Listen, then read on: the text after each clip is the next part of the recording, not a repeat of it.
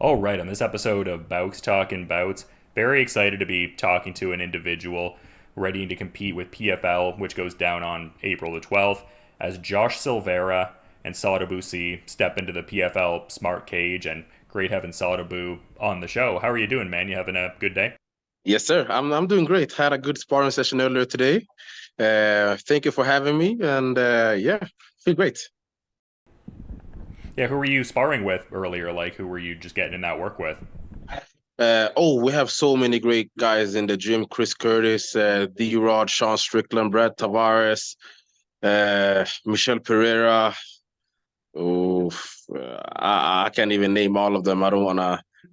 But I have a lot of great Yeah. sparring. I have a lot of great sparring. Yeah, it kind of strikes me as one of those places like you'd almost be remiss, like it just in a certain sense gonna like miss out on some great person, but just speaks to the quality of work you seem to get there and everything. Yeah, yeah, I love it. That's partly why I made the move out here from Sweden because of the quality of work. So many guys out here with the highest quality, and everybody is pulling the same way. We have a great team, great spirit, and we're helping each other out. So I love it. Yeah, no doubt. And I'd seen some past articles where you were getting in work with like the aforementioned Sean Strickland and guys like Khamzat Chimaev. I'm kind of wondering with this like switch in weight division, like have you found yourself working with even heavier bodies, like more light heavyweight and heavyweight guys, or is it largely the similar crop of guys you spar with before? Yeah, actually, I have. I have been sparring with a little bit heavier guys. Um, Before, when I was fighting at 170, um, I could from time to time spar a little bit with light heavyweights, but usually when it comes closer to the fight, we try to have sparring partners that's gonna be a little bit more similar to the opponent. So therefore, there was more so welterweights and middleweight, and even sometimes some big lightweights. But now I mostly go with a little bit heavier guys, a lot of light heavyweights, some heavyweights in some occasions as well. It's fun. Yeah, for sure. And is that mostly just like body type considerations, or are you also working with guys who maybe have similar, I guess, stylistic attributes to Josh Silveira? Yeah, so we always, when we're in camp, we're trying to get bodies that's similar to the opponent and what we expect that we're gonna see in the fight. But a fight is also, you have to remember, like, I have to be ready um, for a lot of different scenarios. So I don't want one specific look. I want different looks. I want different styles.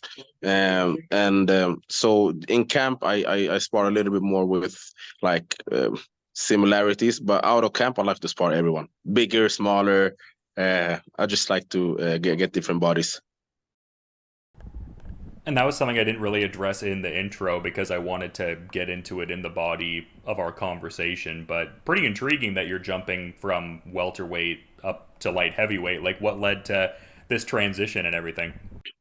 Yeah, it's gonna be fun. I love challenges, and the older I get, it's just been harder and harder for me to keep making weight. I was a huge welterweight in terms of weight and size. I had to be so disciplined a year long to be able to make weight, which I was fine with, but it just got a little bit compromising, and I just felt like I wanna do something and try something new. I've never fought in this weight division, so trying to fight without cutting, without any diet, without cutting anything, just show up basically how I've been training. It's gonna be fun, and also I won the championship at the as a welterweight, so it would be a nice challenge to win it as a light heavyweight as well. Yeah, because I'd seen you also had a run with the PFL at middleweight, but just cool that you're kind of getting into this uncharted territory with 205 and challenging yourself. Yep, so I will be the first and only PFL fighter that's been fighting in three different weight divisions. And also, I believe that my next fight is gonna make me the most have the most fight in the PFL.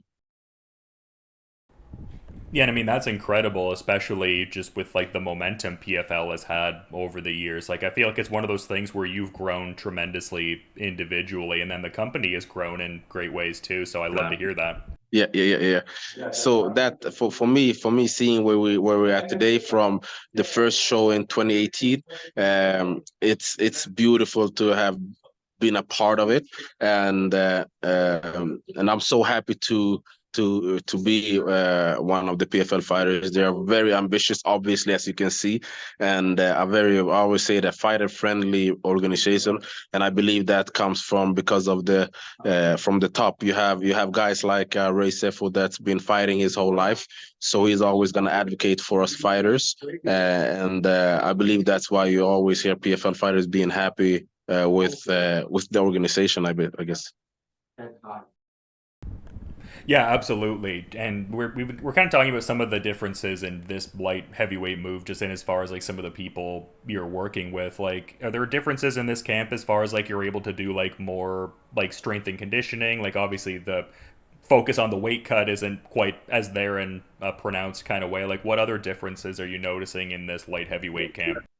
Yeah, so there's been a lot. Obviously, the strength and conditioning was different because I actually added muscle, gaining weight, and not having to cut weight or like diet makes me that may have made me focus on the practice more, because the last weeks of the camp I've been on the diet for a long time at that point, which makes every session very hard of it. So some days I take it a little bit easier because I've been going too hard on the diet or stuff like that. So now I can actually just focus on my training and actually recover and not having to think anything about that. And yeah, with the training partners, like I said, I go with a little bit heavier guys now, and it's fun. It's very fun. Yeah, for sure, and a lot to talk about with this fight coming up here. But I kind of wanted to touch on a couple, I guess, outside kind of things because I'd seen an article circa last year where you were touching on a couple different things, like Jake Paul being part of the PFL fold, and your response to that, like Mike Tyson reaction video and everything, which had to have been so cool. But I guess, like, what are your thoughts on that Tyson versus Paul fight that they're targeting for the summer? Oh, to be honest, it's a hard, because I like what Jake Paul is doing, and I believe that there's obviously room for people like him coming with a big audience and actually training hard and bringing more eyes to the sport of fighting in general. So I love that. I obviously am a big fan of Mike Tyson, so I'm not saying that I would love to see him at age 57 being in there, but um, like I hope that he gets paid a lot of money.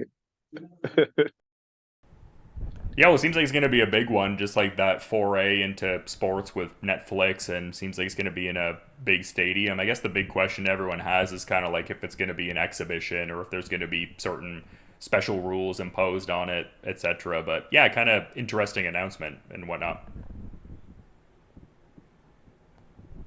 Yeah, no doubt, definitely an intriguing one. But I guess I'm curious with this looming fight against Josh Silveira because I mean he's an interesting guy to be getting into this light heavyweight foray with, just even in the sense of he was the finalist at 205 pounds last year against Impa Kasanganai. Like, what are your thoughts on his resume and I guess just skill set overall?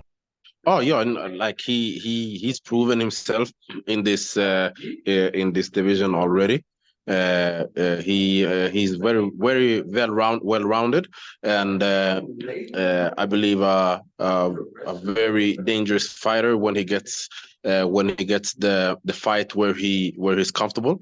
So it's a very intriguing matchup. I like it, and I actually love the part the what do you call it? I love the part that he came to the final last year, and so I believe that it's gonna be a good way for me to enter the 205 division, and I believe that I'm gonna have a lot of eyes on me, and I believe that a lot of guys are gonna look at me and be like, okay, so how is he gonna look? How is he gonna perform? So it's gonna be fun. Yeah, for sure. And as much as you represent yourself well individually in the smart cage, it seems like you take a lot of pride in also representing Senegal. Like, I really enjoyed seeing some of those videos on the PFL social media and your own social media kind of showing that. Can you speak to how much importance that holds to you to kind of represent Senegal in your efforts and everything? I believe that every, I'm not even gonna say fighter, I'm gonna go broader than that. I'm gonna say every athlete um, is gonna be very proud when you have your country that stands behind you, supports you. So for me, that's something that I didn't expect, and definitely not take it for granted. But it's beautiful, and it makes me emotional to think about when I was over there, and the how they took me in, and how proud they were to for me to be representing them, both Senegal and Sweden. So it's something that's very emotional and something that I'm very proud of. Yeah, I love that. I was going to kind of reference that too. Like, I love your nickname, Swedish Denzel Washington. I think that's awesome. So, kind of representing there also a bit too. I was gonna say, who gave you that nickname? Like, what's the backstory on that? Like, in terms of like who kind of gave you the moniker? So it was actually PFL. So I did a movie in Vietnam, going back to for the premiere for the movie, watching myself for the first time on the big screen. When I was talking with PFL before my first fight, they asked me how was it, and I told them, I was like, yeah, I was very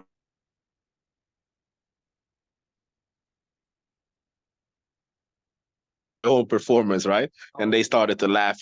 And then entering my first fight, 2018, they just called it the Swedish Denzel, Sadibou Sy. So and then we just stuck with it. That's cool to be involved in like a film and everything, though. Like, obviously, you're primarily focused on the fighting, but is that something you'd be interested in pursuing more in the future if opportunities were to pop up? Oh, of course, that's definitely something that I wanna after, right? Because I don't want to do anything half-hearted. So right now, all my focus is on fighting, but when that day comes when I'm not fighting anymore, I definitely want to do something with like acting and stuff. I love that. Yeah, no, good to branch out and have, the different endeavors and stuff like that for sure. I definitely hear you out on that, man. So, yeah, no, that's cool that you were able to pursue that. And yeah, I guess just in talking about Senegal, it seems like there's so many great fighters out of there. Like, I love watching Reug Reug. I feel like with ONE Championship, I feel like you do a lot of great things out there and whatnot. Is there kind of like is there like a unity amongst some of the fighters out there? Like, do you have, I guess, like certain rapport with some The of the Senegalese Yeah, fighters, with because it Rob seems like, Rog, especially me and him, we actually support each other. We met up in Singapore a couple of years back, I believe 4 years back, and after that, we just support each other on social. When I was in Senegal, we missed each other because he just flew in when I was gonna fly out from Senegal. But we support each other always, and both of us obviously have the country behind us, which is beautiful. Yeah, I love seeing that for sure, man. That kind of support always gets me fired up. That kind of camaraderie is always lovely to see. But yeah, I was kind of referencing Khamzat Chimaev earlier, and it seems like he's got a big one coming up against Robert Whittaker. Like, what are your thoughts on that fight? It would seem like almost like a title eliminator situation, almost. Yeah, I'm always happy for Kamzat's progression. He's a great fighter, a great kid.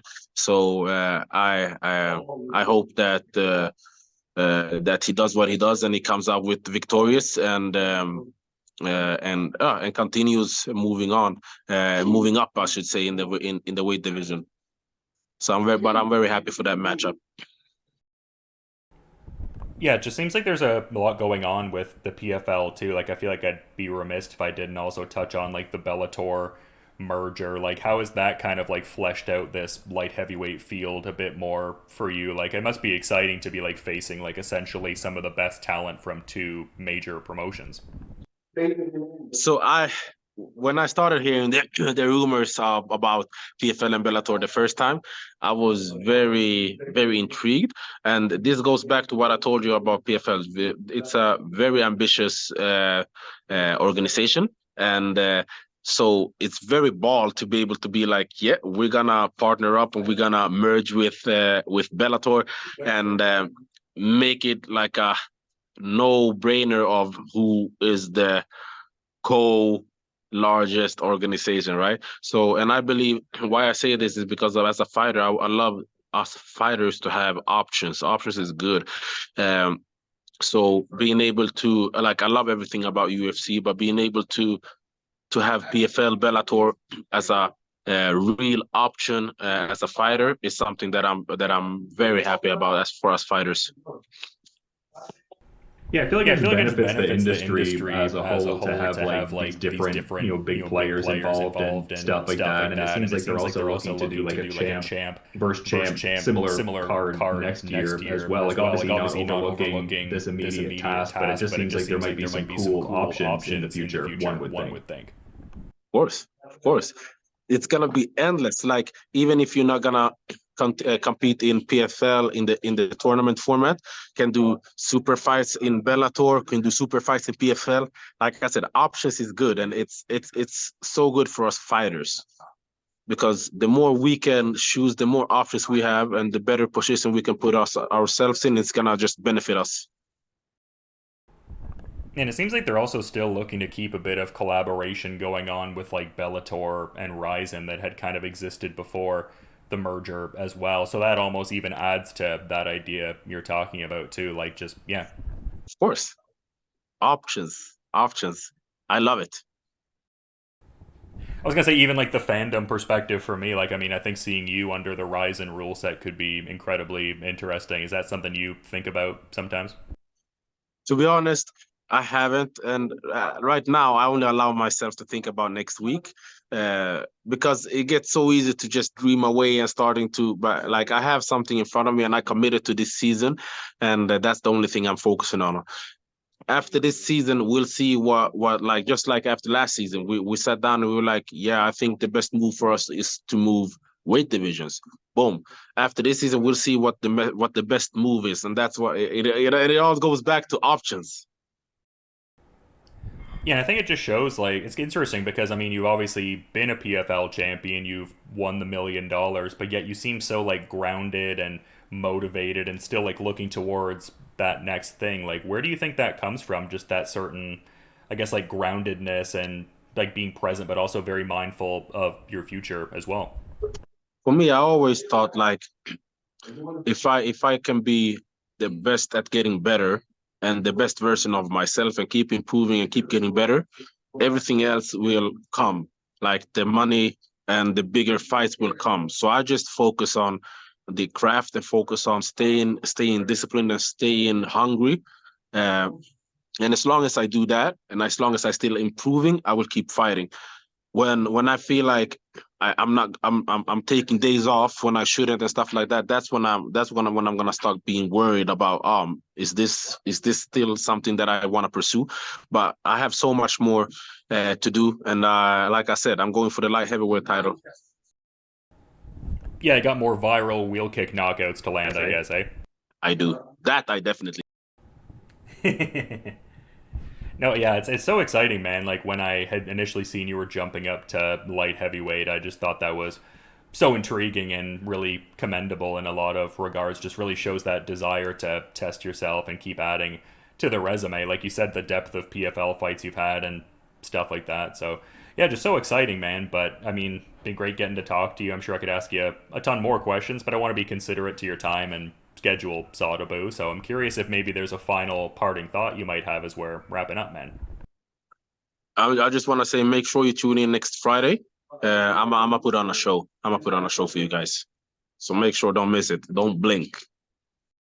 I was gonna say you've got an excellent track record for that, always putting on a show, and I feel like that'll be the case in this Josh Silveira fight, a very intriguing light heavyweight fight on April 12th. And just yeah, thanks so much for the time, Sadibou, and looking forward to checking out the fight. But yeah, you have a good rest of your day, man, and thanks so much.